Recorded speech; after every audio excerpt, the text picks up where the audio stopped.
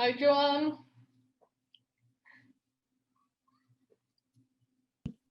Hi, Dina. How are you? Good. Great to see you. Am I being broadcast live to everyone or just to you? Everyone. Oh, hello, everyone. I haven't opened up the windows yet. Oh, Joanne, how are you? I'm very well, Jonathan. My sincere apologies for once again my stupid time difference confusion. It's fine. It's fine. No, Everything it's is not. okay. It's terrible. I'm almost acting like the absent-minded professor, and it's. No, it's okay. You know, the keynote speaker is usually a diva, so it's fine. It's a part of the job. I'm ready. I have my thing. I am. Okay. I'm So, good to all right. go. So let me just present you in the proper manner. Okay. So I hope everyone did come back in time, and we have our esteemed keynote speaker. And apart from being a dear friend and my personal instructor in my time at the RCA. Okay, so just a brief presentation. So Professor Joanne Bishard is a professor of accessible design at the Helen Hamlin Center of Design, a research center into inclusive design projects and processes at the Royal College of Art, London. She's also co-lead of the Public Toilets Research Unit, which I guess you will elaborate in your lecture. Professor Bishard is a design anthropologist who is one of the first, right, in the field, whose research involves multi-interdisciplinary collaboration and participatory engagement in the inclusive design process. Her research interests focus on the access tensions between architecture, product, and service design, and how key elements of architecture contribute to well-being in the built environment. Professor Bishard has conducted 3 of the largest empirical research projects on toilet design and the experience of users. She is a British Standards Institution Committee member for public and accessible toilet design standards and won a 2020 Standards Maker Award for her contribution to guidance on safe working during the COVID-19 pandemic. She is the Director of Public Convenience and Access and Inclusive Design Consultancy for publicly accessible toilets and co-creator of the Great British Public Toilet Map. And just recently, Joanne was selected to help design the London COVID-19 recovery plan. So congratulations for that. And again, Professor Bishard, or Joanne, if I may, the floor is yours. Thank you very much, Jonathan, for a wonderful introduction. It's quite bizarre sometimes to hear one described in such way, but thank you so much. And thank you for acknowledging the success of our recent Engaged project, being chosen by the London Mayor for designing London's COVID recovery. We're really excited about that. And my delay today was that we had a quick emergency meeting about it this morning. And once again, my excitement got us all carried away. So thank you very much. I am going to give you a talk today about some of my research myself and my background and some of my research in toilets and also some of my research in wider design of the built environment, especially focusing on aspects of well-being. And because of part of this is involving communities in the design of the built environment. So there is a specific angle towards the end of designing with communities. Now, I must make an apologies. There was a slide at the end of this that hasn't been completed. So you'll just have to bear with the little notes on the slide at the end. I do apologize for that. But without further ado, I'm going to start the presentation.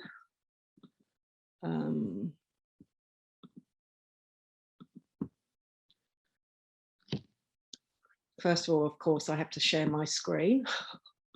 Oh, the joy of Zoom. Share screen.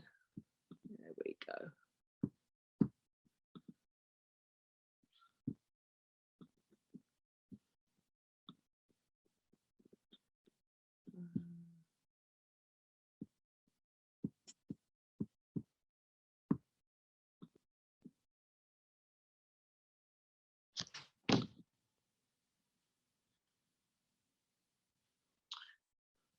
Okay.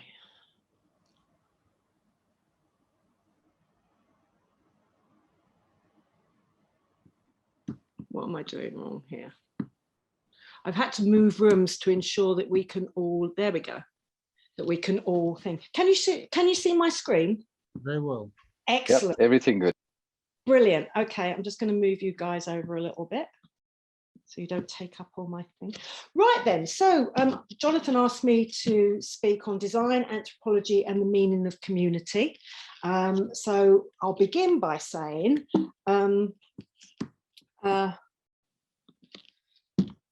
but we'll start with a little bit about me, and I will introduce myself a little bit more and give you a bit of background about myself. So my first ethnographic encounter was as an undergraduate, where I did a study of a Turkish bath. The work explored how women used this private yet public space, all the while in the nude. It began my fascination with how different spaces might elicit different behaviours. For example, during this study in the Turkish bath, my fellow female students would often come with me to the bathhouse. This was considered normal to be naked with each other in public space. However, when we used to go back to my house and hang out together, we would always discuss how weird it would be to take our clothes off and hang out in my bathroom within that private space. I then became a research assistant in my anthropology department, looking at brain imaging and the perception of this technology for people with mental and cognitive health conditions. And this gave me the experience of working with people with disabilities. And both these experiences came together in a study that brought me directly into design, in a project looking at the design of public toilets and the issues of access for people with disabilities. With further funding for another toilets research project, I combined my ethnographic studies from these two projects for my PhD in architectural studies. I called this Extending Architectural Affordance, a case study of publicly accessible toilets. It wasn't in effect an ethnographic study of sanitation in the UK. During one of our research projects, we had identified 50 design features of the accessible toilet cubicle. Now, this is one of the most legislated and designed spaces in the UK built environment and is covered legally by the building regulations and in best practice through the British standards. So we designed an audit tool to assess how successfully such design guidance was being translated into actual design. We then audited 101 accessible toilet cubicles around the UK and found that not one had incorporated all 50 design features. In fact, the highest scoring toilet had only incorporated 36 elements of the recommended design.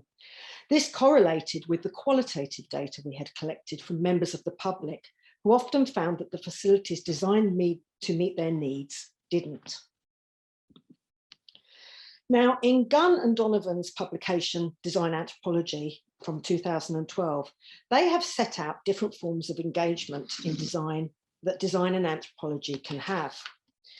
Firstly, there is the big D and the little a, in which the anthropologist is very much undertaking and handing over the results of their research for the designer to work with, a classic consultancy type relationship. Secondly, there is a little d and a big A, in which the designer is the object of the anthropological research. How they work, the tools they use, etc., we all sort of consider. And in this format, the designer is the tribe to be studied. And I must admit, I do get together and talk with other anthropologists about some of the specific characteristics designers seem to have. You are indeed my tribe. Lastly, there is big D and big A, in which design and anthropology come together. I like to think that this is a formula for most of my work with designers, that it's collaborative and insightful, and a sharing of knowledge with the goal of developing innovative outputs that have positive impact on people's lives. So I do believe that an anthropological perspective within design can provide greater context for what people say they do and what they actually do, because it's really all about them. Now, a good example of an anthropological approach in thinking about design is the case of public toilets. Historically, provision has been based on and designed for binary divisions of gender. However, this also reflects our larger binary gender roles, especially in how the city is used. Studies have shown how men and women move around the city differently, with many men moving directly from home to work and back again, but many women trip chaining. Their movement between home, dropping children off at school, going to work, doing the shopping, picking children up, going to visit aging relatives, visiting doctors, etc. Such movements also reflect larger structural divisions in society. And this has been reflected in the so-called innovations in public toilet design. This is the Eurolift, which began to appear on UK city streets at the turn of the millennium. Its primary function was to counter incidents of street urination at night. Fair enough, you might think, but many people couldn't or wouldn't use it. For example, men who used wheelchairs couldn't use it. Men who observed hygiene practices associated with toileting couldn't use it. Older men who felt vulnerable toileting in public wouldn't use it. Men who had parauresis, that's a condition where you can't pee in front of others, wouldn't use it. And of course, women, who currently make up over half the UK's population, couldn't use it. So here we had a rather expensive so-called innovative design solution that was only for men who didn't mind peeing in public, probably because they were drunk.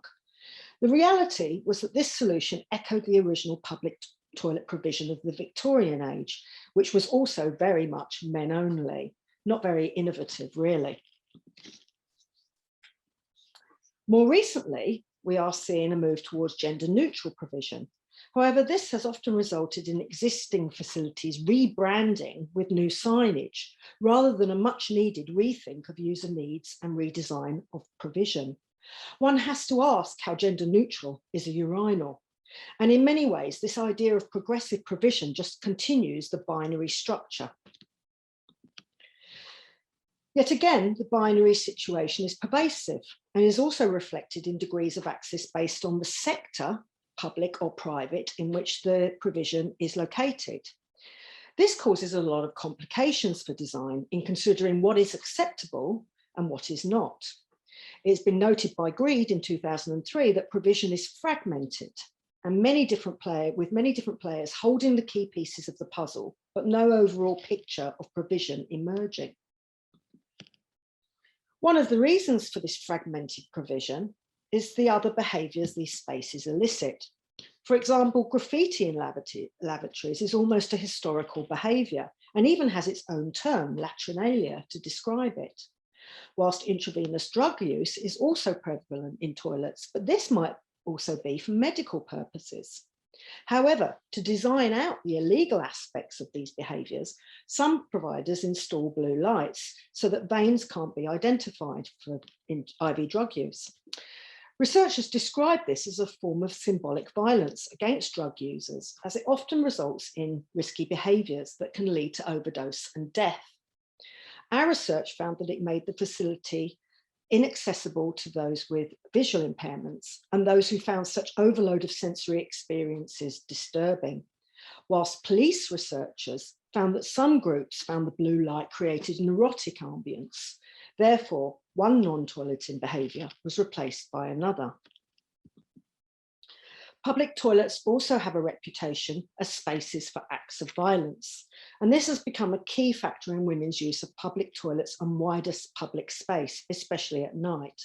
However, the actual figures on violence in the UK don't reflect this, as it tends to be men who are more at risk in public space, with women more at risk from violence in the home. This element of toilets providing a space for a very private act in public means that I can't use traditional anthropological practices and methods to see if what you say you do is the same thing as what you actually do. So I have to rely on participants to describe their experiences to me, always knowing that there is no way I can actually verify these differences. But even out of the toilet, the design anthropologist might be faced with a different set of dilemmas to negotiate. I'm now going to talk about Our Future Foil, a project I was involved with that engaged the wider community in Derry, Londonderry, Northern Ireland. The project was focused on the opportunities for design interventions around the River Foyle, and especially the 3 bridges that cross the river. And there was a specific reason why we were so focused on this specific area of the city. This was because the river and the bridges that crossed it had become a serious concern for public health and considerations of well-being in the built environment. The numbers dotted on this map show the number of incidents and entry points for people jumping in the river as a result of a mental health crisis. This also presented us with the key challenge of the research, as we weren't allowed to mention the fact that the river is a suicide hotspot. This was because research in suicide has demonstrated that such direct association between place and action can generate more attempts. And to illustrate the importance and urgency of the research, we found that the Men's Health Forum in Ireland had identified suicide in Derry, Londonderry to be at crisis level. An article in The Atlantic in 2016 found that suicide was especially prevalent amongst the ceasefire babies, those born after the 1998 Good Friday Agreement. The World Mental Health Survey Initiative found that Northern Ireland had the highest rate of post-traumatic stress of 28 countries. And McLafferty et al. In 2016 identified the trauma associated with the Troubles, the period of unrest in Northern Ireland between the 1960s and 1998, to be intergenerational. It's actually passed down. In fact, suicide had become so embedded within the city's character that the phrase, "I'm about ready for the foil," indicating period of stress in people's lives, had actually come into common parlance. But suicide is also recognised by the World Health Organization as a global problem, with a person taking their life every 40 seconds. And this means that in the 25 minutes of this talk, 37 people will have taken their lives. So initially, we went over to Derry, Londonderry, with a plan in place to hold engagement workshops with the community, get them involved in the design and get some great interventions. But it became apparent in the first workshop that we'd misjudged our initial approach.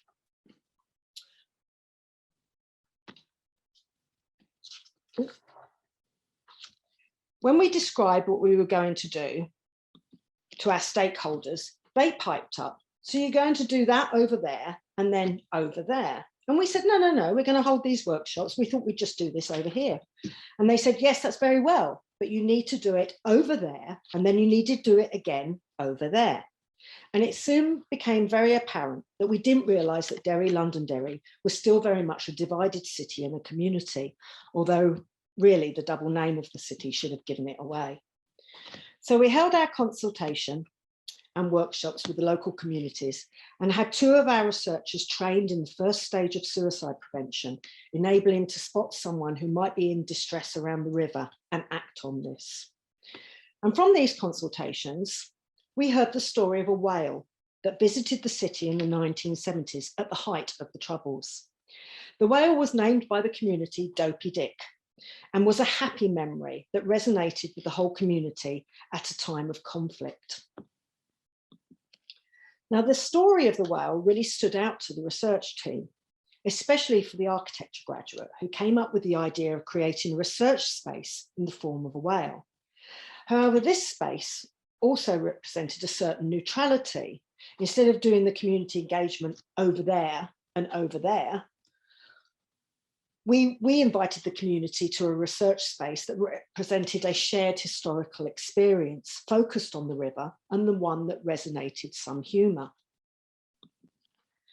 However, it wasn't just the structure, but the context of where it was placed. Hence the whale, now also named Dopey, was placed at key city events. This provided us with intergenerational engagement, and approximately 4,000 people came forward for the research. This also gave familiarity to the wider community of the project, our engagement processes, and helped establish a sense of trust with the research. Finally, Dopey, our whale, found himself back on the river for the first time in 40 years as part of a 40,000 strong parade of people on Derry's Halloween festival. And the success of the story of the whale is beyond just the data we collected and the research, but also a chance to resonate in the community's memory, like the real Dopey did back in the 70s. So having a whale of a party as research is fine, but how did Dopey feed into the larger research investigations on how to deter suicide attempts on the river?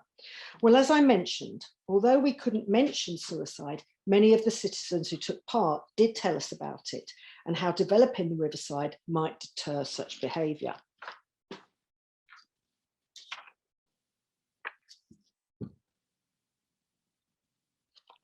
So here's a film that we made in collaboration with the people of Derry, Londonderry, that shows Dopey in action. It's just over 2 minutes.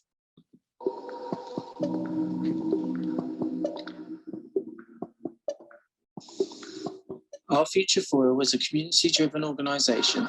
Its aim is to engage with the people of Derry and Londonderry on the regeneration of its riverfront. The River Commissioners for Londonderry and the Army set out today to direct Dopey Dick to the sea. That explains how scientists have managed to identify this animal, which achieved near celebrity status in Northern Ireland in 1977.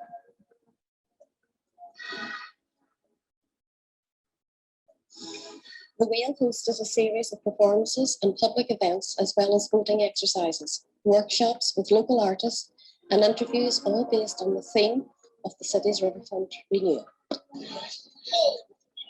This wonderful main city, set on the banks of its river, the Foyle, our Foyle, a river that has a mouth you can't talk, but oh, if it could. The whale hosted a series of performances and public events, as well as voting exercises, workshops with local artists, and interviews, all based on the theme of the city's riverfront renewal. People's connection with the whale helped to break down barriers and started conversations. Research was gathered about the negative associations with the city's waterfront.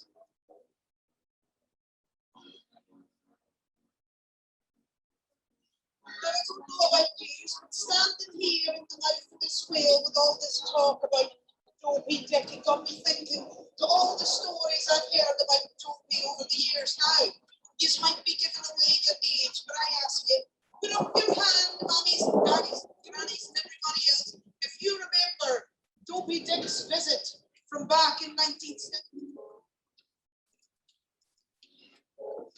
The whale eventually found itself back onto the River Foyle for the first time in 40 years.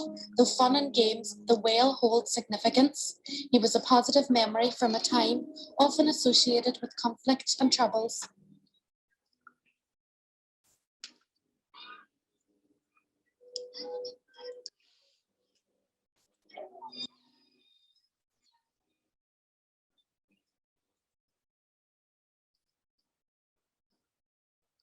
The engagement allowed Our Future Foyle to become a flagship community project, building a network of people and organisations and giving back a sense of ownership of the river's future.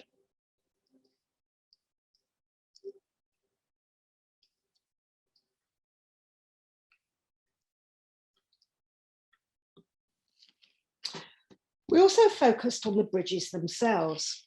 This is a bridge in Scotland that has erected suicide prevention barriers. In consultation with the stakeholders, this was deemed an unacceptable design intervention in Derry, Londonderry, due to its defence fortress style of design. As a city still emerging from a long period of unrest, it was felt that there needed to be a gentler, more creative design response. So we focused an intervention on an architectural response for the Foyle Bridge. This is the largest bridge on the island of Ireland. It has an 860 metre span and a 50 metre drop. Research has shown that many suicide attempts, especially those involved jumping, are impulsive rather than planned. However, at the Foyle Bridge, due to its height and relative distance from city space with very few passers-by, the majority of incidents that take place from this bridge are planned and often result in fatalities. We took long walks around the surrounding areas, some of which are incredibly beautiful. We were especially taken with the reed beds that surrounded the Foyle River and were around the bridge. But we also took some inspiration from a major interactive arts installation called Blood, Sweat, Glands and Seas of Red by ceramics artist Paul Cummins and conceptual designer Tom Piper. This was installed in the Tower of London in 2018 to commemorate the centenary of the First World War, with every poppy representing a British military fatality. So based on our engagements with the citizens of Derry, Londonderry, what they had told us and how they would like to see the city improved, we set about creating Foyle Reeds, an interactive light installation across the Foyle Bridge. Foyle Reeds proposes to be the largest art installation in Northern Ireland, situated on a Northern Ireland coastal route for over 100,000 tourists every summer and 33,000 cars a day.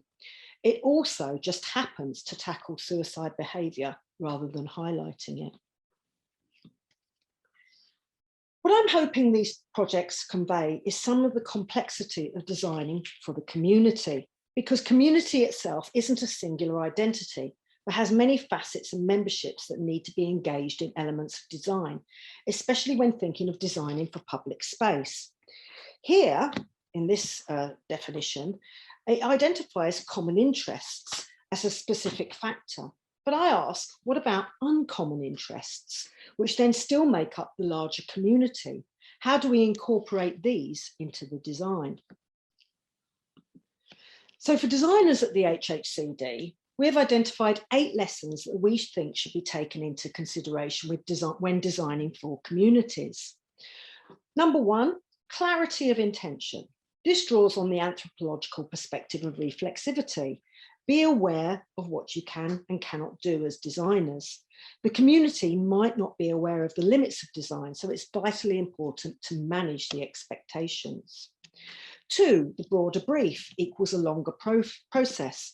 Briefs can shift during engagement with the community. The original brief might not fit with their experiences. Research of this kind actually takes time.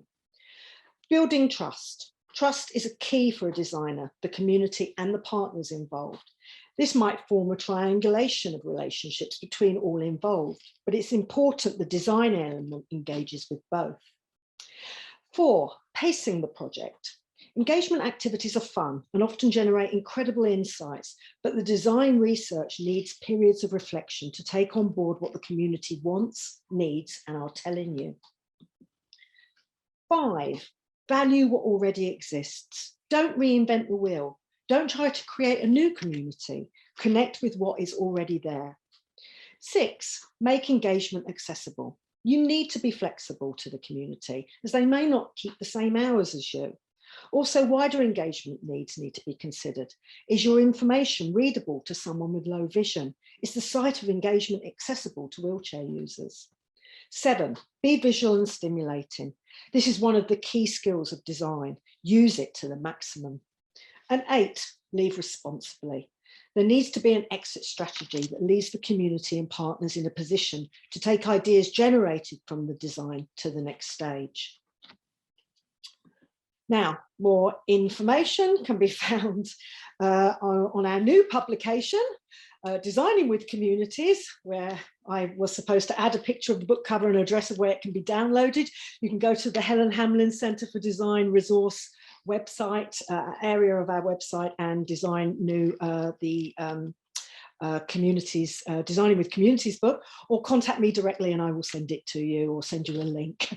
Please do, because I'm very sorry for the lack of attention to that final slide that I meant to do. So finally, here I will end. And just to say that we have also launched a resource website called Tinkle, not forgetting the toilet ever, which stands for Toilet Innovation and New Knowledge Exchange, should anyone want to know more about toilet research and design. So I want to thank you very much for your attention and hand back to Jonathan now. Thank you, Joanne. It was, as usual, It's a pleasure always to hear you, and thank you again for the thought-provoking examples that you made. I was hoping that you will shed a light on the project that you did in Ireland, and indeed it was very, very interesting. As you know, you cannot and you must not stand between a person and their lunch, so I won't open this up for too many questions, but perhaps we'll take one or two questions if anyone want to ask anything.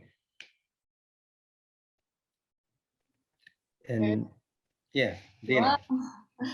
Hi, first of all, thank you so much for this fantastic presentation.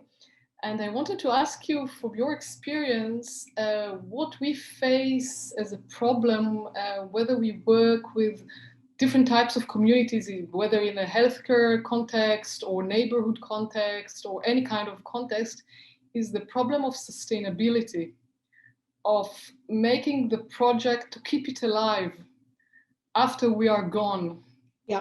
And, in a way, I must admit that in some cases, it actually works where we are committed to a long-term engagement. However, we haven't found any solution to this issue of once we leave and what happens next. So I would really like to hear your insights about that. Well, I think that's the exit strategy. Somehow that has, as the project progresses and there's a realization of what will be achieved, you need to start designing in how the designers leave and you hand it back to the community. So if it's too complex, too designerly, if I may say, maybe the community won't take it on. It was fun to do while you were here, but so that's I think the importance of inclusive design and giving people the voice so that they can turn around and say, yeah, it's great, but we're not going to do it at the end. So you need to undesign some of it or make it simpler for us to work with and take over. And I think part of that exit strategy as well is managing how you will go back and see if it is being taken on, or how it might be developed every now and again. So it's also, managing these relationships that can go on for many, many years. So in response to Londonderry, the researchers who were working on the project actually left the Helen Hamlin Centre and went on, and one of them actually moved to Londonderry and is now living in Belfast, has now moved to Belfast. And he is actually set up his own company and has taken some of the ideas forward, because as an academic research group, we don't necessarily have the skills or the time in place to start becoming a business. So he has done this and moved things forward in a really, really exciting way. So again, it might be that certain elements of design suddenly say, well, okay, we're going to set up, the entrepreneurial spirit kicks in and the design is taken forward in that way. So it is a really complex and, and I'm glad that you mentioned the word sustainability, because that often gets misread as to, what sustainability is, obviously. And it is a complex thing. So you do have to start designing, how it might work. It might not work. Once you leave, the community, having been excited by this, might suddenly say, well, okay, that you as the designer were part of that generation of excitement. But this is still I think this is still an aspect of design still in progress. There's been lots of community-based design isn't new. It's been around for a very, very long time. And there are some success stories, but we are all constantly still learning as to what works and what doesn't work. And there will be times when we have failures, but hopefully we learn from those failures. Thanks a lot, John. I think what you were saying about the initiative, the spirit of being in initiative and entrepreneur, it's very, very relevant to a few of our graduates now with their own projects. So thanks very much. Pleasure. Yeah. And again, John, thank you so much for being here and presenting your work. Obviously, we'll be in touch in the next few months if you want to be too busy with your current status. But again, thank you. And for everyone else, ask question. Just a very short one because we're a bit behind the time. Yeah. So next time, if you are too tight. I'm happy to answer it. I'll try. Go ahead. Yeah, go ahead. Go ahead. First of all, Joanne, thank you very, very much. I don't belong to the group. I'm just anthropologist. I'm not a designer, but I'm from 9 o'clock with this group. And I'm really fascinated from your presentation, and I also wrote it. I missed a few first minutes that you started. And I think that the idea of investigating toilets, it's fascinating subject. After being in Japan 2 years ago, I think that you can write 10 PhD dissertation about toilets. But I missed your first sentences about it. So if you can just say a few words about it and well, perhaps, I mean, obviously everybody wants to go lunch and I don't want to keep people up because once I start talking, I don't stop, but I can send you my script and you can read it. Okay, and I think we'll be in touch because I have a great interest. Thank you okay, through Jonathan. Yeah. Shelley, also, you should be aware that there's going to be the recording of this whole day, so you'll be able to see it from the beginning. Okay, lovely. Thank you. Okay. Thank you very much. Thank you. Have a fabulous lunch, everyone, and thank you for your patience with me. Thank you very, very much. Thank you again, and all of you. Everyone else, we'll just have a brief break, and we'll reconvene at 1:30, and we'll have a great presentation by the head of design at Siemens Healthineers, Tim Richter. Okay, so everyone is invited, and we'll see you in a few. Bye, Joanne. Thank you, Joanne. Thank you very much. Bye-bye.